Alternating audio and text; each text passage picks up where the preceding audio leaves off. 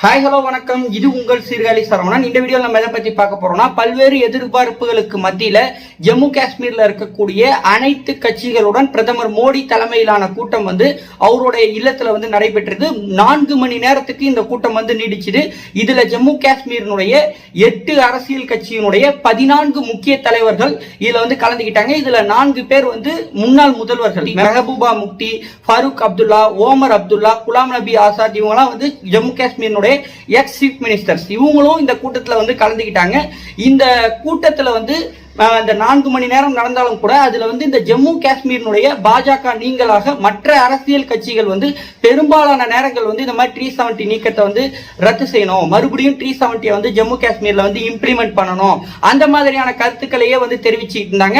மத்திய அரசு தரப்புல இருந்து இந்த டெலிமிட்டேஷன் ப்ராசஸ் சொல்லுவாங்க இல்லையா, தொகுதி மறுசீரமைப்பு, இதை பற்றியும் காஷ்மீர் பண்டிட்டுகள் மறு குடியேற்றம் பற்றியும் ஆர்வமா பேசினதா சொல்லப்படுது. பண்டிட்கள் பொறுத்த வரைக்கும் 1990 காலகட்டங்கள்ல ஃபரூக் அப்துல்லா மற்றும் ஓமர் அப்துல்லா அவங்க ஏற்படுத்தின ஒரு மிகப்பெரிய வன்முறையால காஷ்மீர்ல ஆப்பிள் தோட்டத்து முதலாளிகளா இருந்த பல்வேறு பண்டிட் சமுதாயத்தை சேர்ந்த மக்களும் அங்கிருந்து விரட்டி அடிக்கப்பட்டு இன்னைக்கு வரைக்கும் அவங்க அகதிகளா இருக்காங்க. சோ அவங்களுக்கான மறு குடியேற்றம் அப்படிங்கறதும் ஜம்மு காஷ்மீர் விஷயத்துல ஒரு முக்கியமான விஷயமா பார்க்கப்படுது. மத்திய அரசு தரப்புல இருந்துமே கூட இது சம்பந்தமான டிஸ்கஷன்ஸ் அன்அபிஷியலா போயிட்டு இருந்தது. சோ இதையும் மத்திய அரசு தரப்புல இருந்து பேசியிருக்காங்க.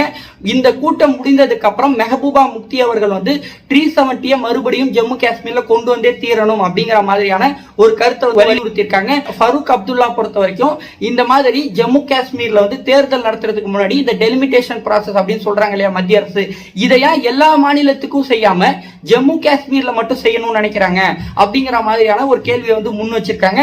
அதாவது நம்ம ஏற்கனவே சொல்லியிருந்தோம், அங்க தொகுதி மறுசீரமைப்பு செய்யும் பட்சத்துல ஒரு சில குறிப்பிட்ட அரசியல் கட்சிகள் மட்டுமே ஆட்சி அமைக்க முடியும் ஜம்மு காஷ்மீர்ல அப்படிங்கிற ஒரு நிலை மாறிடும். கடந்த 50 ஆண்டுகளுக்கு மேல அந்த ஃபரூக் அப்துல்லா, ஓமர் அப்துல்லா இவங்களுடைய குடும்பம் தான் பெரிய அளவுல ஆட்சி செஞ்சாங்க. இவங்க பல்வேறு ஊழல்களையும் ஜம்மு காஷ்மீர்ல பெரிய அளவுல சுரண்டினாங்க. சோ இந்த டெலிமிட்டேஷன் ப்ராசஸ் மத்திய அரசு முன்னெடுக்கும் பட்சத்துல பல்வேறு தொகுதிகள் மாறிடும். இஸ்லாமியர்கள் ஓட்டு போட்டா மட்டுமே ஒரு எம்எல்ஏ தேர்ந்தெடுக்க முடியும் அப்படிங்கிற நிலை மாறி எல்லாரும் ஓட்டு போட்டாதான் ஜெயிக்க முடியும் அப்படிங்கிற ஒரு நிலை ஏற்படும். சோ அதனாலதான் டெலிமிட்டேஷன் ப்ராசஸ் ஃபரூக் அப்துல்லா, ஓமர் அப்துல்லா விமர்சிச்சிருக்காங்க. மேலும் இந்த ஒரு கூட்டத்தில் தேசிய பாதுகாப்பு ஆலோசகர் அஜித் டோவால், மத்திய உள்துறை அமைச்சர் அமித்ஷா, ஜம்மு காஷ்மீருடைய லெப்டினன்ட் கவர்னர் மனோஜ் சின்ஹா ஆகியோரும் இதுல கலந்துகிட்டாங்க.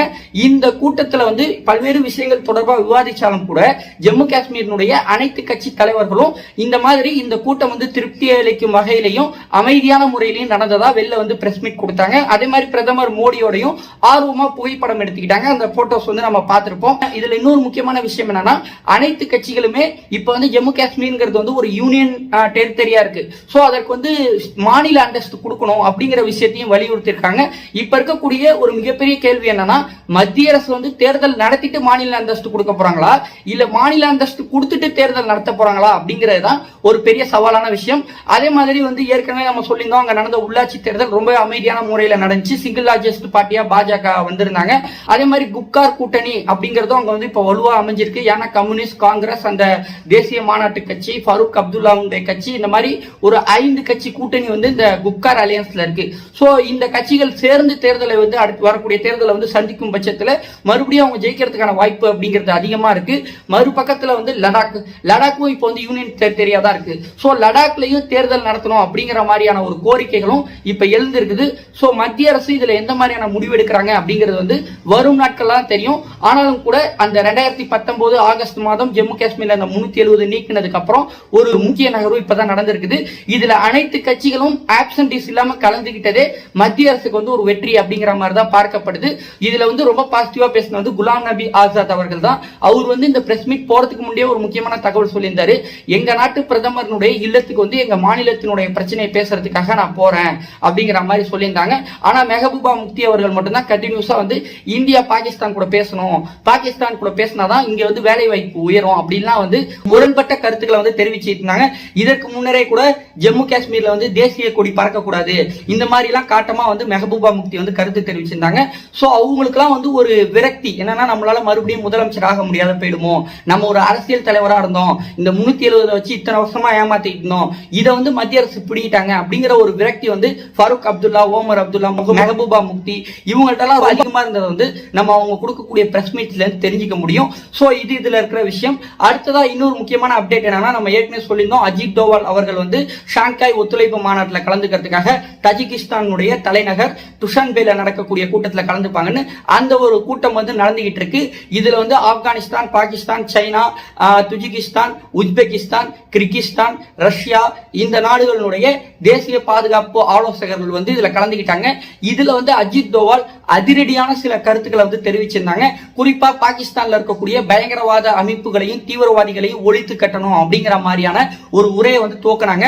அதுல வந்து அவங்க கன்னியூஸா என்ன சொன்னாங்கன்னா, இந்தியாவிற்கு சவால் ஏற்படுத்தக்கூடிய வகையில பாகிஸ்தானை தலைமையகமாக கொண்டு செயல்படக்கூடிய லக்சரி தொய்வா மற்றும் ஜெய்ஷ் முகமது அமைப்புகள் இருக்கிறதாவும், அந்த அமைப்புகளை வந்து ஒழித்து கட்டுறதுக்கு வந்து இந்த ஷாங்காய் ஒத்துழைப்பு அமைப்புல இடம்பெற்றிருக்கக்கூடிய நாடுகள் வந்து முன் வரணும் அப்படிங்கிற மாதிரி கேட்டிருந்தாங்க. மேலும் தீவிரவாதிகள் வந்து தற்போது நவீன யுத்திகளை வந்து பயன்படுத்துறதாவும், ட்ரோன்ஸ் மூலமா ஆயுத சப்ளை பண்றது, அதே மாதிரி மணி லாண்டரிங், அதே மாதிரி டார்க் வெப்னு சொல்லப்படக்கூடிய தகவல் தொழில்நுட்பத்தை பயன்படுத்தி தீவிரவாதத்திற்கு ஆள் சேர்ப்பது, இந்த மாதிரியான டெக்னாலஜிஸ் வந்து தீவிரவாதிகள் பயன்படுத்துறதாவும் அதை வந்து முறியடிக்கணும் அப்படிங்கிற மாதிரி சொல்லியிருந்தாங்க. மேலும் பாகிஸ்தான் வந்து தொடர்ச்சியா தீவிரவாதிகளுக்கு நிதி உதவி செய்யறதாவும், இதை தடுக்கிறதுக்கு ஷாங்காய் ஒத்துழைப்பு மாநாட்டில் ஒரு மெமரண்டம் ஆஃப் அண்டர்ஸ்டாண்டிங் சொல்லப்படக்கூடிய ஒரு ஒப்பந்தம் ஏற்படுத்தணும், இதுல இருக்கக்கூடிய எல்லா நாடுகளும் இணைந்து தீவிரவாதத்தை வந்து கட்டுப்படுத்தணும் அப்படிங்கிற மாதிரி சொல்லியிருக்காங்க. மேலும் FATF வந்து பாகிஸ்தான் வந்து கிரே லிஸ்ட்ல இருக்காங்க.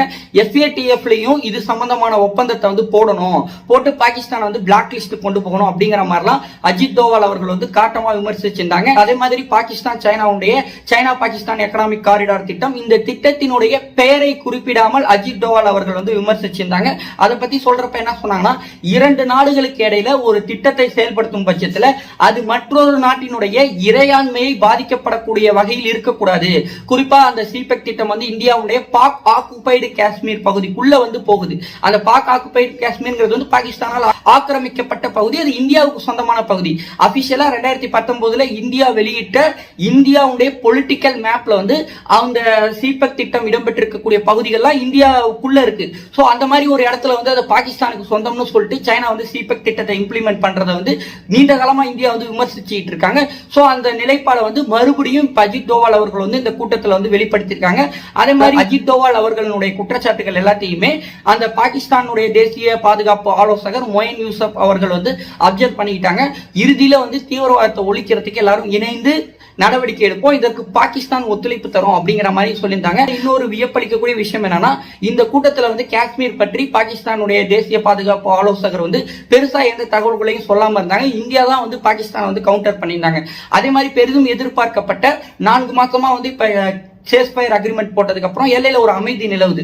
சோ இந்த சூழ்நிலையில வந்து இந்தியாவுடைய பாதுகாப்பு ஆலோசகரும் பாகிஸ்தானுடைய பாதுகாப்பு ஆலோசகரும் இந்த கூட்டத்தை பயன்படுத்தி சந்திச்சு பேசுவாங்க அப்படின்னு எதிர்பார்க்கப்பட்டுச்சு.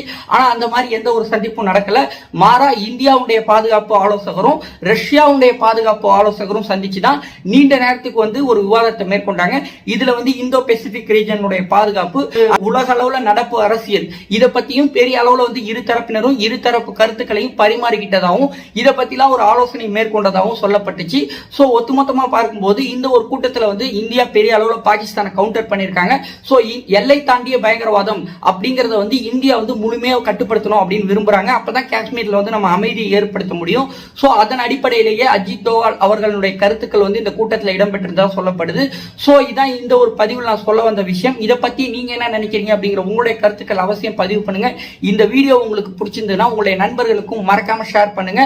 சப்ஸ்கிரைப் பண்ணுங்க, பெல் ஐகான் பிரஸ் பண்ணிக்கங்க. தேங்க்யூ ஃபார் வாட்சிங். ஜெய் ஹிந்த்.